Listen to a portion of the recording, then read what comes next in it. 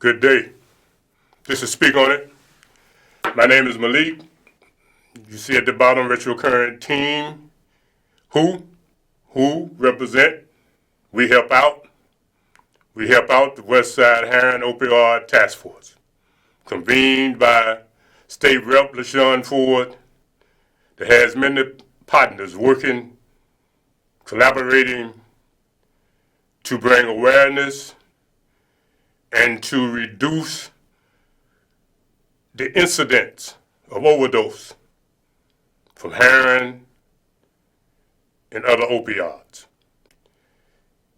That I need to say because that's something that we are working on, and we will be working on that because the situation has not changed because we got a pandemic. But because of the nature of the time that we are in on this day, we probably won't say no more about heroin and opioids. Although there are some people in America that's probably getting high celebrating and others are probably overdosing in fear. So we're going to start off with something that was announced through a tweet early this morning. I got a call, I guess, about 30 minutes after it was tweeted. A brother called me from St. Louis and asked had I seen it, and I didn't know what the hell he's talking about.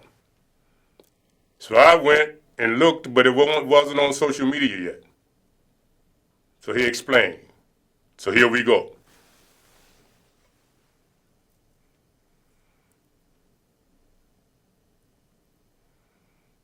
NBC News Special Report.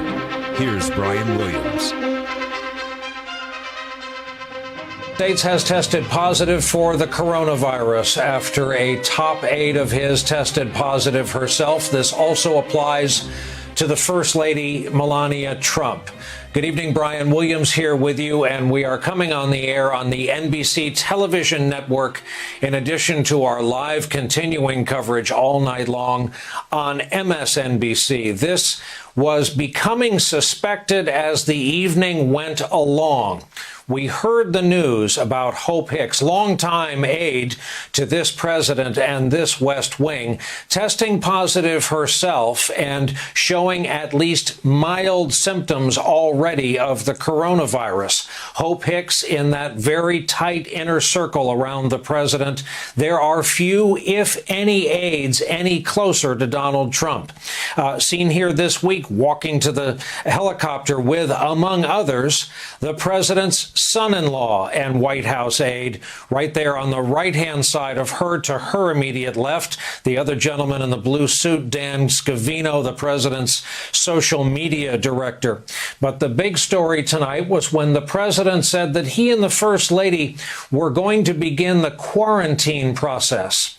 That left us with several hours of speculation that he, in fact, was going in for further testing.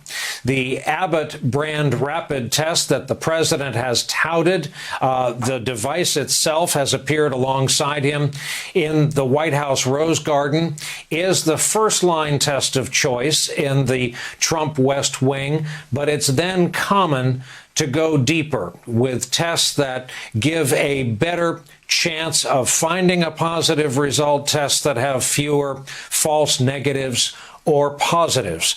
But we learned literally within the last 5 minutes, the president has indeed tested positive for COVID-19, along with the First Lady. Peter Alexander, a White House correspondent, has been reporting this on his own and has been able to join our coverage. Peter, what can you add? Well, Brian, this is a striking announcement that we're just now hearing from the president. It became increasingly suspicious over the course of the last several hours. Now more than 4 hours approaching 4 hours have passed since the president first said that he had been tested, was awaiting the results, and in the meantime, he said he would begin the quarantine process. And I reached out to multiple White House officials, heard very little in response. Obviously, as someone who goes into the White House regularly, we receive the Abbott test, those rapid tests, and you can get the results very quickly. So it became unclear why it would take this long for the White House to get the result. Clearly now, we understand that the president has tested positive. To give you a sense of how we got to this place, not just the president, I should note, the first lady as well. We learned a matter of hours ago that one of the president's closest confidants, one of his closest aides, Hope Hicks, had tested positive. We understood we're going to cut she's this been off traveling because with the everybody president has on Air seen Force this, One heard multiple this. times. And by the time this is shown on CAN TV, it'll be old news. But we wanted to start off with it. Now let me do the commentary, the analysis, as we go into the layout for Speak On It. Unfortunately, like I said before, you can't speak on this because of COVID-19. Not to me, because the live call-in arrangement at CAN TV is like everything else, like what Trump should have been doing. Paying attention. They say they didn't really stop doing things differently. Well, CAN TV stopped doing a whole lot of stuff differently. So the live and you being able to see it like that, that ain't gonna happen. And then I was informed today by Brother Omari, my producer, technical guide, and everything else, that the reason Facebook and YouTube probably don't let us pay for ads any longer is because of the fact that they ain't used to people using their stuff like this. So they figure anything basically I do is copyright possible infringements. Well, yeah. I mean, hell, we used to use the newspaper. How do you think I'm going to bring you some information that ain't nobody else brought you before? I ain't going around here trying to create no new information, then you wouldn't believe me no how. So, yeah, okay, if that's how they want it, then we're depending on you. You understand me? To know by looking at CAN TV. If not, that's on you. So now, let me just tell you what you need to understand, I think.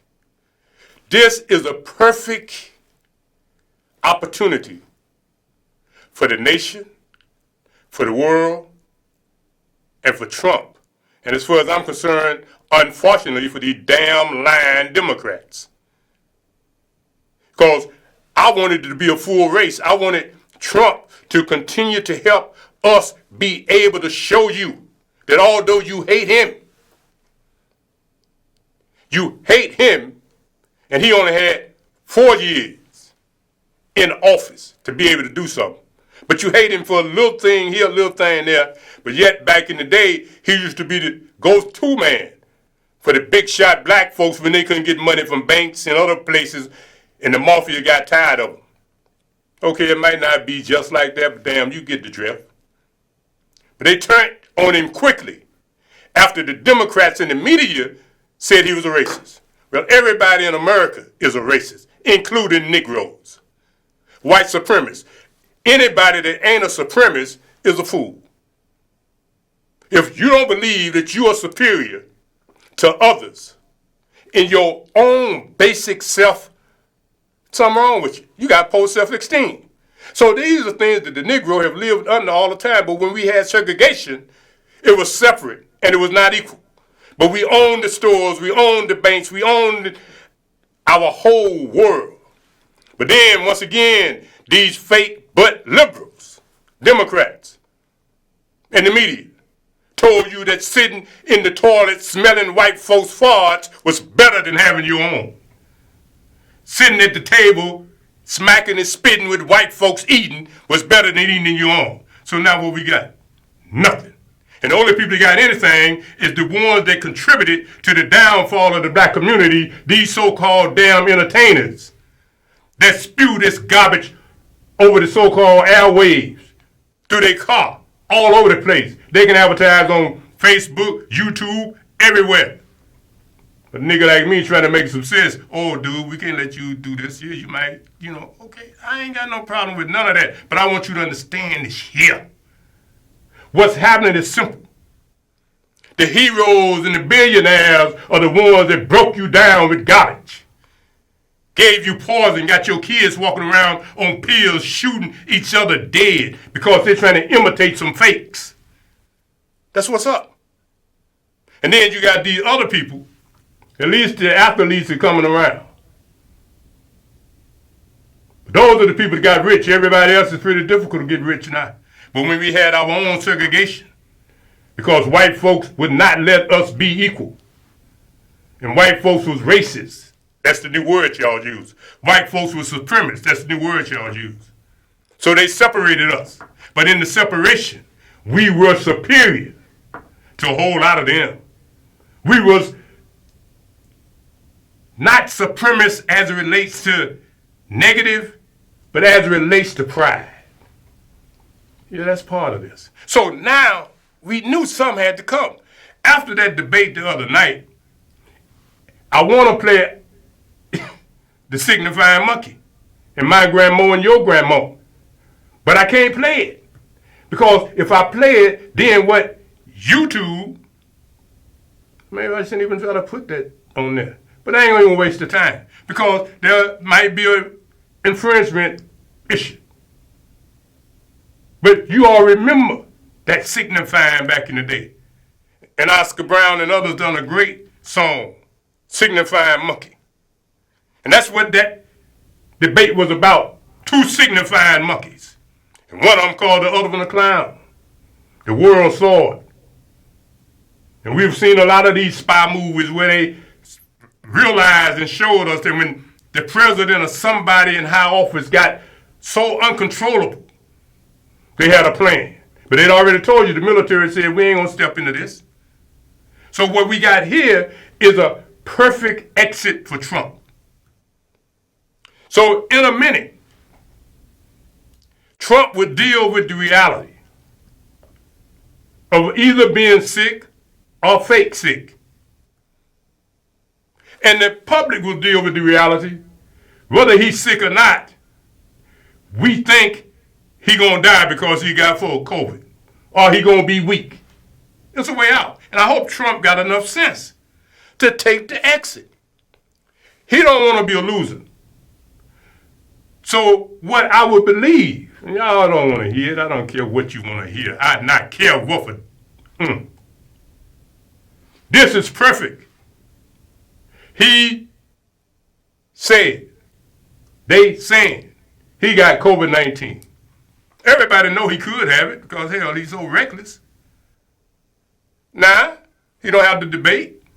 Biden probably ain't going to debate with him no more, and I wasn't going to look at it no more no way because, you know what I'm saying, signifying monkeys, who want to be bothered with that? So it's a beautiful thing. I'm not hoping that the man gets sick and die. No. But I'm hoping that he take advantage of this opportunity to let the country begin to heal from all of this insanity.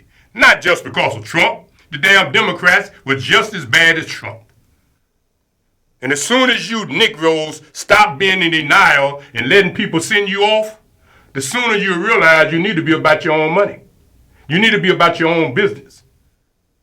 Who gives a damn that white folks are supremacists? Who gives a damn that they are racist? They've always been there. We always have dealt with that. But under the last 4 years, every time the election comes, you let these fake pretenders, Black Lives Matter, turn it into a damn race war, police war with black people by bringing up foolishness. It ain't foolish that what we see, but it's foolish for you to think that the police is doing any more than you're doing it yourself. So you get distracted. And you tear down and burn down shit, but you find out that it wasn't you doing it, it was the Black Lives Matter white kids doing it, white people doing it. How in the hell? We're going to show you some pictures in a minute where they busted 50-something people in Denver, and all of them was white Black Lives Matters. Now, how do that make sense? But you don't want to hear that. Oh, yeah, good, we can do that now. That's Black Lives Matter, Negro. I almost called you what you are. How is that Black Lives Matter? But that's who doing the damage. But You want to say that it's because they killed George Floyd. They don't give a damn about George Floyd, Jack. Don't you know that? They don't give a damn about Breonna. They don't give a damn about Arbery. Those are people, they got an agenda. They ain't got nothing to do with black lives other than making them slaves for them. That's what I said. And, you need to snap out of it, Negro. Stop being stupid. Stupid is when you can see better, you can hear better, you can know better, but you refuse to accept the truth that's in your eye, that's in your ear. But you accept the lie that's coming out of somebody else's mouth. Now, you believe the Democrats about Black Lives Matter and all of this here in the world and the kids. I don't want to hear a damn thing about what kids doing in the streets because they don't know what they're doing. And here's something else they wanted to play with Trump about. Proud Boys. Don't you see right there? Black Lives Matter and Proud Boys are damn near one. But yet they mad at Trump because he tell them to stand by. He could have did better than that. But they should have said, denounce the Ku Klux Klan. Then you could tell me something. Then I would have liked to have seen how he dealt with that. Because in a minute we're going to show you something with Trump, who was about to be number 2 in the Senate as it relates to the Ku Klux Klan. But he became vice president. But let's get back to this agenda, man, because y'all got my drift. This is a perfect time for Trump to exit. He don't lose, and he lucky if he don't die. And then Pence will run, I would imagine, against Biden. That would be interesting. But they might have another scenario. But Trump probably need to take this opportunity and fold his hand and move around. It's great. You don't have to die. You can be sick. Y'all don't never have to reveal the truth. Just go on about your business, man, and hope you don't get a case and go to the joint. Come on, brother. What's next on the agenda? Do you support reparations for black people? Well, listen, again, we had over 200 years of slavery. We had Jim Crow for almost a century. We had legalized discrimination and segregation, and now we have segregation and discrimination that is not legal but still exists and is a barrier to progress. We have disparities around housing. We have disparities around education. We have disparities around income. And we have to recognize that everybody did not start out on an equal footing in this country. And in particular, black people have not. And so we have got to recognize that and do something about that and give folks a lift up. That's why, for example, I'm proposing the LIFT Act. Give people who are making $100,000 or less as a family a tax credit, which will benefit and uplift 60% of black families who are in poverty. So by default, it affects black families, but there's not a particular policy for African Americans that you would explore. But no, if you look at the reality of who will benefit from certain policies, when you take into account that they're not starting at the same place and they're not starting on equal footing, it will directly benefit black children, black families, black homeowners, because the disparities are so significant. So if we focus on the specific issues that have resulted in the greatest disparities, and we understand that that's part of why we're doing it. Listen, the reality also is this: any policy that will benefit black people will benefit all of society. Let's be clear about that. Let's really be clear about that. So I'm not going to sit here and say I'm going to do something that's only going to benefit black people. No, because whatever benefits that black family will benefit that community and society as a whole and the country. Right? See, now, while he's finding the piece where Trump says huge fundraising about deadline. the Platinum Plan for Negroes and the 500 billion opportunities and 3 million jobs. But before we get to that, let me just tell y'all something. She was speaking for Biden. She was speaking for the Democratic Party. She was speaking for Obama, because that's what he did. Now, they want to talk about equity and all of this. Who other than the Negro was a slave? Huh?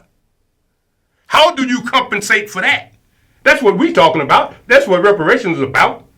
So you want to sit here and let everybody eat out of our plate. But damn it, everybody was not a slave on those plantations like us. Everybody's ancestors was not in the bottoms of those boats like us. We was the only one brought here like that. But yet you, with your brown skinny behind, want to sit there and act like you some type of neck-twisting black person. When indeed you're nothing but a perpetrator, faking to be black, when you know damn well you ain't nothing to do with a Negro. You a Jamaican Indian that happens to be black. And that's why you idiots that talking about black and brown, you just got it, didn't you? People of color, you just got it, didn't you? Huh? Now, minority, she play on that because it's special for them. But for black folks, you can't talk about affirmative action. So now, social equity, that's what she's talking about. Gonna make it equal. Lady, you can't do nothing today to make it equal for what our ancestors suffered unless you give us reparations. You don't give us something where we got to work twice as hard as white folk to make a profit over what they done already stole from our ancestors. Get the hell out of here. But now what happens is this. That's the stand of the Democrats. The same stand that Obama and Biden them had before. But yet they love the people in Israel. They give them all type of free money. And I know they're in pillow talk in her house with her husband, who just happens to be a Jew, white one.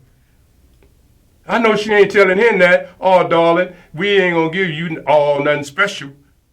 But I bet he'd say, oh, girl, but you better be sure them niggas don't get nothing special either. Brother, now let's listen to what Trump had to say. And then I want to talk to you why you think it's okay for her to take that position and you're going to indict Trump for being a liar. Biden believes that all black Americans have to think the same way. That's what it was all about. Today's Democrat Party is run by, he doesn't know black Americans like I do. That I can tell you. Today's Democrat Party is run by out-of-touch liberal hypocrites who stereotype you, disrespect you, and sell you out. They're only good for your 6-month period, 6 months before the election. And then they're very nice and they want your vote, and then they, as you say, I like that better than what I'm saying, they forget all about you. They're gone. Over the last 50 years, black Americans have mostly voted Democrat, but every day more black Americans are deciding that the old way is not working. 5 decades of evidence prove that Democrat politicians do not care about the black community. They only care about power for themselves, whatever that means. My opponent is offering black Americans nothing but the same old, tired, empty slogans. By the way, he's staying in again today. The guy. Hey, champ, if I lose to a guy that's like you losing to a fighter that, hasn't worked out in the last 6 months. This guy never goes out. It's terrible, huh? Oh, you better make sure I win. I'm going to be very embarrassed. I lost to a guy that didn't campaign. You know why he's not campaigning? I guess it's an energy factor. So what the hell is going on? Now, everything Trump said was true. Documented by Yahoo Finance. Everything that came out of his mouth was the truth. But you Negroes want to sit here and act like because he said it, it ain't true. It's the damn truth. But somehow you in denial. She told you where she was coming from, and you said, come on, Biden been in there 47 years in Washington. He was there with Obama for those 8. Yet you want to believe him, who is the poster child of racism and lies. And go vote. Because I don't know who I'm going to vote for. But now that Trump ain't going to be in the race, I don't even have to think about that because I know damn well I ain't voting for Pence. So now Biden get a blessing. Because, he'll probably beat Pence. But who knows, they're expecting Biden not to do 4 years, so then it become her. So then there's a thing between Harris and Pence. But I want to just remind some of y'all. Now, some folks say people just hated that white woman Clinton. I don't know about all that. But enough of them shows you they wasn't going. But I just wonder, do y'all really think that them white folk are ready for another colored person looking like a Negro being president of the United States? Think. If something happened to Biden, then within 12 years, you would have had 2 perpetrating Negroes, 2 people of color in black skin that benefited because they looked like the Negro. You think white folks want us to keep seeing that? Huh? So, if I can sit here and say it, don't you know white folks and Trump and them done sit down and had this conversation too? Don't you know they done told Trump, come on, man, you think you was going to be embarrassed because he didn't come out. Now you done embarrassed yourself so bad the other night in that damn debate that we don't know what we're going to do. So you get out of the way so we can work with Pence. Let him become the focus. And you go on about your business. That's the game. Nigga, how you know? I got a crystal ball, sucker. I got some chicken bones. The hell you gonna ask me how I know? I know just like the line reporters know. Anybody can see. It's a perfect way out. Now, the dynamics, the narratives change. See? But Trump just told you so. Now, let's hear about the Platinum Plan, brother. That piece where Trump is talking about Juneteenth becoming a holiday. Now, why he getting to that? My name is John Brown, and I'm here to defeat slavery. They say I'm a criminal. What you got to understand is this here. I am insane. I want you to be clear. For me, it ain't about Trump, and it ain't about Biden, because they're the same. One that just got more energy than the other. But both of them are the same. But now you can make a real difference. Now you can stop making excuses. Now you can stop saying that you hate Trump and take your sorry behind out there and vote. Vote for who you want and not for what party. But don't use Trump as the scapegoat now. Because he too. Yes, sir, brother. To announce a brand new plan to deliver more opportunity, more security, more fairness, and more prosperity to black communities. We call it the Platinum Plan. Platinum Plan. And that's a contract with black Americans, and it's going to be something that people talk about for a long time to come. If you vote Republican over the next 4 years, we will create 3 million new jobs for the black community. Open 500,000 new black-owned businesses. Increase access to capital in black communities by $500 billion.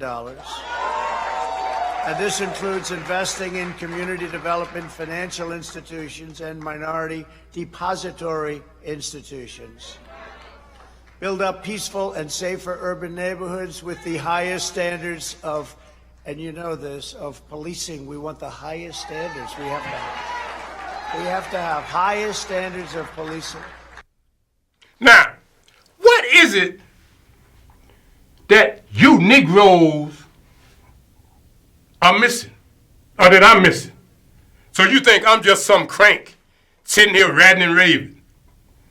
You Negroes, man, y'all need to go somewhere and slap yourself. You heard him, but the first thing you say is he lying. You don't say she was lying, that she wasn't gonna give you nothing. He said he gonna give you something. You said he lying. He lying because he's a racist. Well, She's a damn exploiter. She's a perpetrator. And she's a liar, just like any other politician. But he tell you he gonna give you something. He didn't say like all other Americans. He didn't say black and brown. He didn't say people of color. He said the black American. But you black Americans are too damn stupid to respect the fact that he had the nerve that Obama didn't have. He never would have said, I'm going to do this for black Americans. He didn't do that. This woman, she can't say I'm going to do this for black Americans. What she can say, I will not do this for black Americans. Trump said, I will do this for black Americans. Biden, them talking about $7 trillion, but she made it clear that money is, none of that money is earmarked for black people specifically. But Trump had the audacity, the nerve, maybe the decency, maybe the lack of shame, maybe the respect to acknowledge the Negro as a black person that deserved a set-aside, an earmarked opportunity. That's better than what she said. And now, when you look in a minute, you're going to see something that says very clearly about your black and brown love mates who don't never see you. They say, see, can you find that part, Brother Amari, so they don't think I'm lying? Because I'm about to start using this tail, man. But ain't nobody calling, ain't nobody sending me off, so I ain't going off. But for those of y'all sitting there talking that shit to yourself and each other, I don't care about you talking. Because you know damn well the man might have been lying. But he ain't telling no worse of a lie than the Democrats. The Democrat tell you a lie and you want to believe it's the truth. He tell you the truth and you going to make it be a lie and don't give it a chance to be the truth. You see? That's sort of retarded to me. That's very stupid to me. And you damn right, I will sit here and say that. Because you don't run nothing here. You are nothing but a Negro. You are nothing but a slave. Running out here letting the media send you off. But now God, the ancestors have come about. And I hope Trump, and I pray that Trump got enough sense to get the hint and get out of the seat and go somewhere and let this thing turn back into some sense of normalcy. Because you all are tweaking. Now you don't have a reason not to vote. Now you can go vote for the Democrats freely. Or if you stomp down Republicans, them freely. But since you don't have enough sense to be independent and go for what's for your best interest, now I hope Trump get out of the way so he don't become your escape and he accept what the ancestors and COVID has done for him. Gave him a way out so he don't be embarrassed. Now this piece about these Hispanics, Spanish-speaking people. Now, they got a lot of nerve. They accept the black and brown foolishness. But when they were checked, 66% of them said they thought Trump did a good job. So that means if 66% of them thought Trump did a good job, a lot of them going to do like they usually do. Support the Republican, particularly the people in Florida, them Cubans. Arizona, they right now things are all throwed up. People talking about the polls. Don't none of that garbage, that fake news matter now. This thing that happened where Trump, say he got COVID, whether he got it or not, it really don't matter. He got an opportunity to get out. And if he got any sense, that's what he ought to do, get out. All right, brother, let's move right through this. We're running out of time. You have repeatedly criticized. I have to answer his statement. No, you have his repeatedly. Wait, you have just 1 second. No, you've been talking back and forth. You made a statement. I'm asking you. I would love to end it. Sir. I would love to end it. If you want to switch seats, we could very quickly. We could do that, but I'd send in the National Guard. It would be over. There'd be no problem. Okay, but they don't want to accept the National Guard. You have repeatedly criticized the vice president for not specifically calling out Antifa and other left-wing extremist groups. But are you willing tonight to condemn white supremacists and militia groups and to say that they need to stand down and not add to the violence in a number of these cities, as we saw in Kenosha and as we've seen in Portland. Sure, Are you I'm willing prepared to do specifically that, but do it? Well, go ahead, sir. I would say almost everything I see is from the left wing, not from the right wing. So what are you saying? I'm willing to do anything. I want to see peace. Then do it, sir. Say it. Do it. Say it. Do you want to call him? What do you want to call him? Give me a name. Give me a White name. supremacists and Who would right you like me to condemn? White supremacists and right Proud Boys, stand back and stand by. But I'll tell you what. Somebody's got to do something about Antifa and the left, because this is not a right-wing problem. This is a left-wing. This is a left-wing. All right, you can cut that. Now, let me tell you something. The reason I want to cut it is this. Now, he said, tell me who. Why didn't he say the Ku Klux Klan? Why did he say the Proud Boys, who were relatively, wasn't over there. They were over there with Black Lives Matter. Shit, you just saw that piece a while ago. Now, Trump said, I will.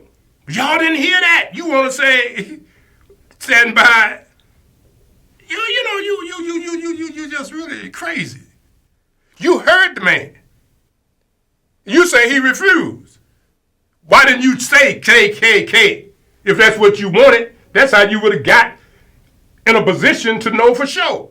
But what you do, you give them a selfie that the next day taking pictures with Black Lives Matter and say they don't believe in white supremacy.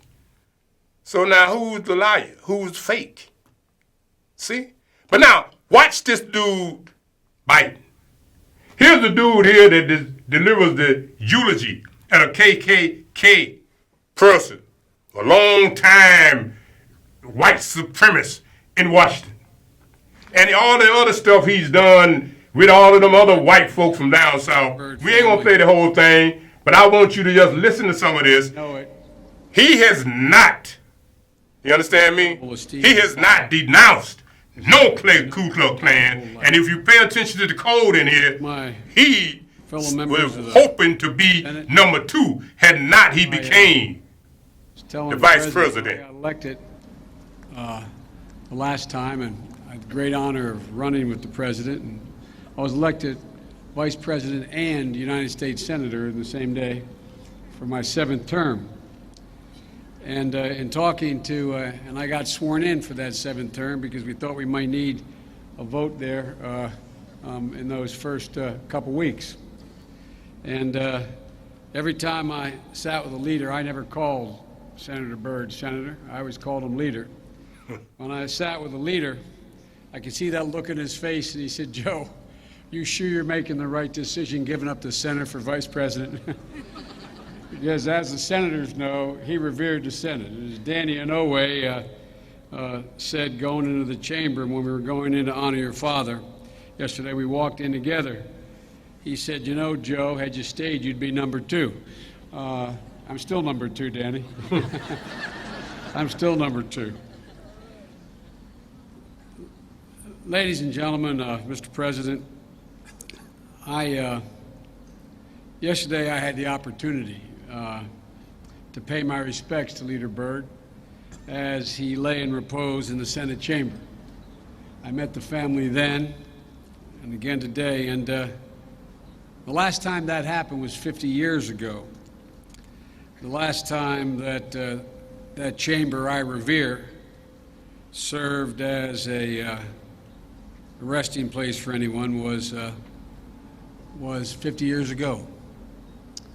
But although I and my colleagues behind me revere the Senate, Robert C. Byrd elevated the Senate. Other great men and their families would have chosen for them to lay in state in the rotunda.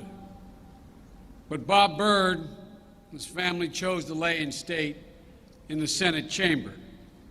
And to me, this is completely appropriate, having served with them for 36 plus years. For the Senate chamber was Robert C. Byrd's cathedral. The Senate chamber was his cathedral, and West Virginia was his heaven. And there's not a lot of hyperbole in that. Every person in the Senate, as my colleagues behind you can tell you, brings something special about them. I'll never forget having privately criticized a senator when I was there the first year. I was sitting with the previous leader, Senator Mansfield, who was an incredible guy. And he told me that, he said, why are you upset? And I told him about a particular senator railing against something I thought was very worthy, the Americans with Disability Act. And he went on to tell me that every member of the Senate represented something in the eyes of their state that was special and represented a piece of their state.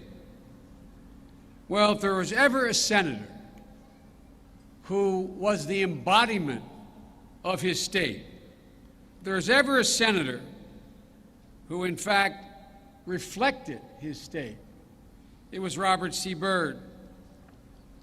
The fact of the matter is, the pick of the banjo, the sweet sound of the fiddle, ramp dinners in the spring, country fairs in the summer, the beauty of the laurels in the mountains, the rush of the rapids through the valleys. These things not only describe West Virginia, but from an outsider's point of view, who's been here many times at the invitation of Jennings Randolph and Robert C. Byrd, it seems to me they define a way of life. It's more than just a state. And Robert C. Byrd was the most fierce defender of not only the state, but the way of life. I think the most fierce defender that probably this state has ever known in its history. You know, Robert Byrd did use the phrase, "When I die, West Virginia will be written on my heart," and I used to kid him. I said, "You have so many Scotch-Irish down there, you don't acknowledge it was an Irish Catholic named Joyce who said that first." Reverend, he quoted everybody else, but when he used that phrase, he'd never acknowledge that it was James Joyce who said, "When I die, Dublin will be written in my heart." And all he would do is laugh. The fact of the matter is, West Virginia was not only written in his heart, but he wore it on his sleeve. He took such pride in this place. He took such pride in all of you. I remember he asked me one of the few races he had, there was a race, whether I'd come down, because I was the young guy, and I'd come down and demonstrate to everybody that I could not keep up with Robert C. Byrd, which happened to be true. And I think, Nick, you were at the dinner. We had a Jefferson Jackson Day dinner and down here, and Robert C. Byrd did something never happened before with me in all the dinners I've spoken at. He stood up and he said, "We're honored to have Senator Joe Biden from Delaware here tonight. And Joe, I'd like to introduce you to West Virginia." Then he spent, as Nick will remember, the next probably 10 minutes talking about everyone in the audience by name, where they were from, what they had done, how they had fought through difficulty. And then he said, kind of like Johnny Carson, "Here's Joe." Well, I thought it was pretty impressive, literally. Robert C. Byrd asked me to speak, but he knew the privilege was mine, not the people to whom I was speaking. All right, that's enough of that. You get the flavor. Now let's break down the code.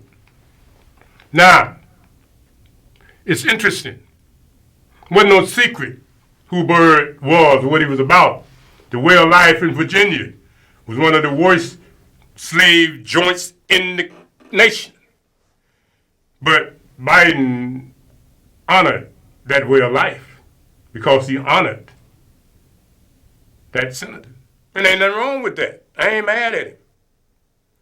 Biden used the piece about he's still number 2. Well, you know how shallow those of y'all that think y'all so deep really sound when you excuse what you just heard.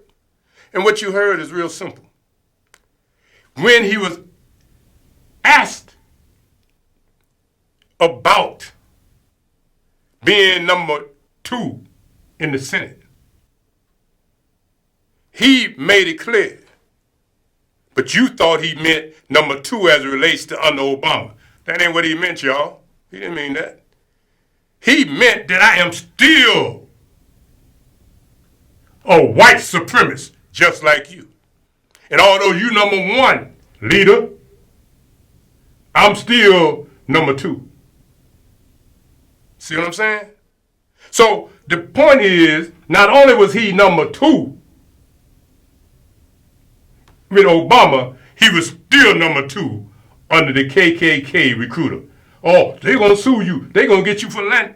Man, please, this ain't fake news, man. You heard it out of his own mouth.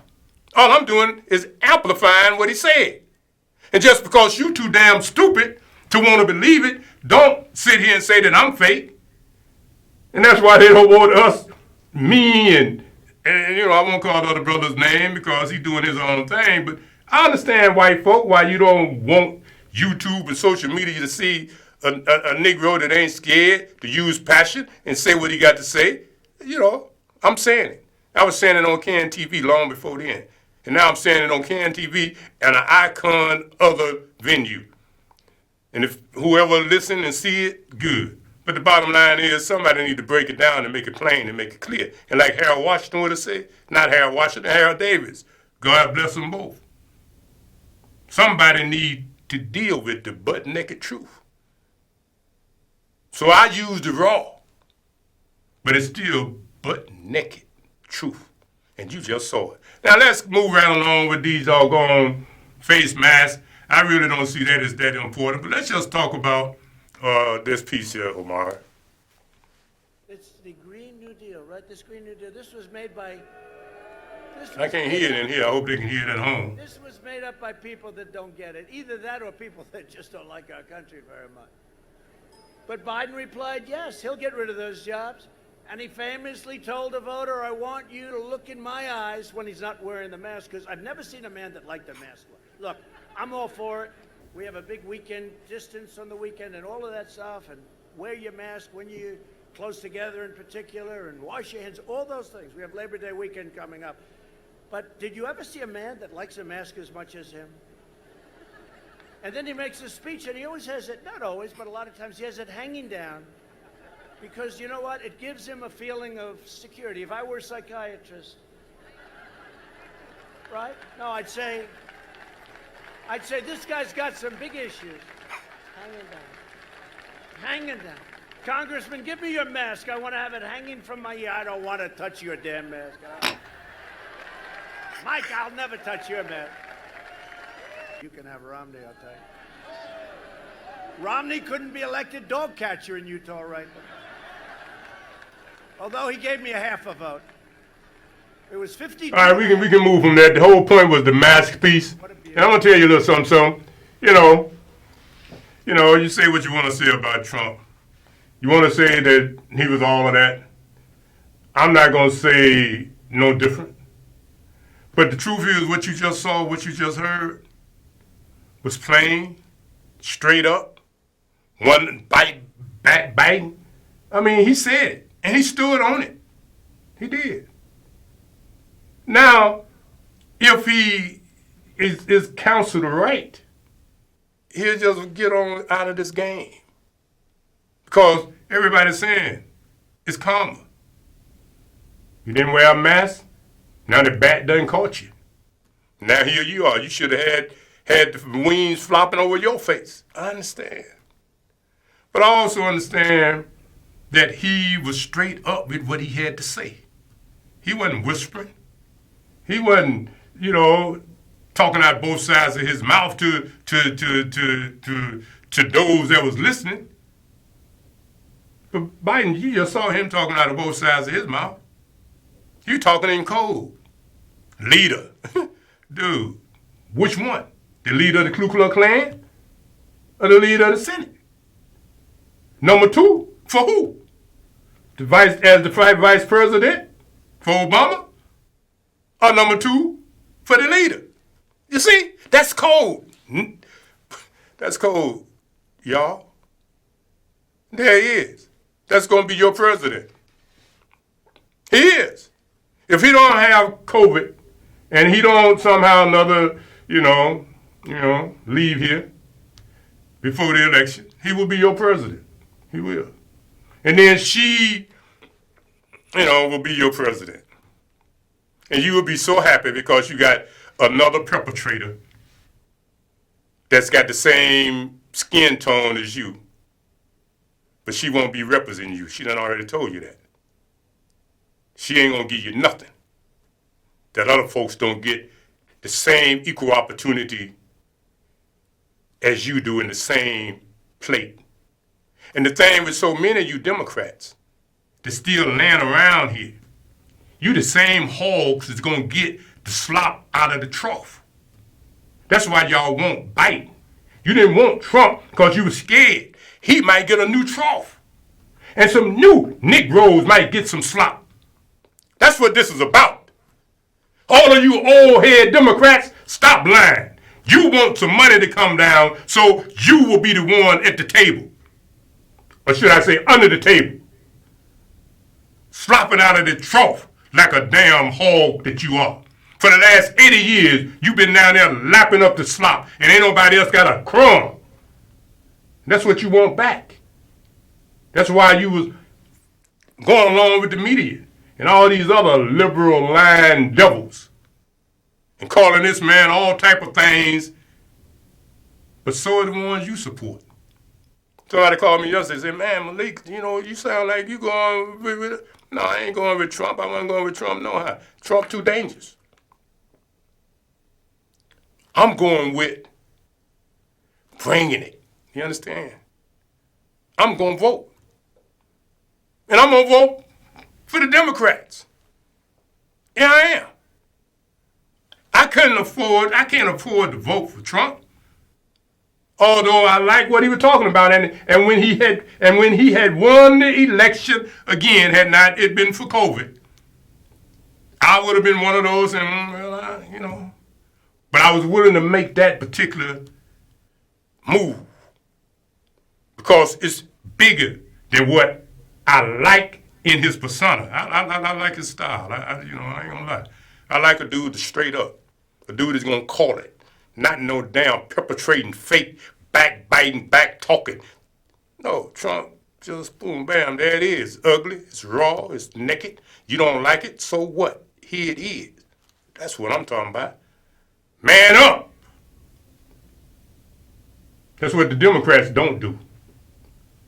But now we don't have to deal with that, hopefully. I don't want him to get so sick that, he don't recover. But I think he need to get about his business and pretend that he don't feel like running no more, that he don't feel like being president no more, and then he'll be cool. And then he won't be embarrassed, and people say what they got to say, and then they'll forget about it. There it is, y'all. But now there's something you need to go back and check his history and how he's made it complain. I ain't even talking about the 1994 crime bill and all of that stuff, and you ought to hear how he was scared you gonna kill his mama or rape his mama and his wife. Y'all need to go listen about Biden, man. Biden ain't no joke. But that's who you love. So go be with your loved one. You understand?